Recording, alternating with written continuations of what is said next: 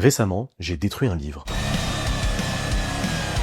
Alors non, ce n'était pas un crime de haine contre nos amis libraires, j'étais simplement en train de le préparer pour un arpentage. L'arpentage, c'est une méthode de lecture collective issue de l'éducation populaire. On divise un livre en plusieurs parties, chacun lit son extrait, puis on échange sur ce qu'on a lu, sur ce qu'on a appris et sur ce qui nous questionne. Bien que des mythes existent sur une prétendue origine de l'arpentage dès le 19e siècle dans des cercles ouvriers, rien aujourd'hui ne prouve cette thèse. C'est plutôt à la fin des années 90 que la pratique se développe, grâce notamment à des clubs de lecture et diverses structures de l'éducation populaire. Car c'est bien là toute la philosophie de l'arpentage, rendre la lecture plus accessible en désacralisant l'objet livre et en utilisant l'intelligence collective pour se saisir de notions ou d'ouvrages parfois complexes. On peut ainsi avoir une première approche compréhensible d'un livre sans l'avoir lu dans son entièreté, et cela en quelques heures lors d'un moment convivial. Aujourd'hui, l'arpentage semble connaître un regain d'intérêt, notamment grâce aux bibliothèques municipales, aux librairies ou aux cercles militants qui se réapproprient cet outil. Et si je vous en parle, c'est parce que je co-animerai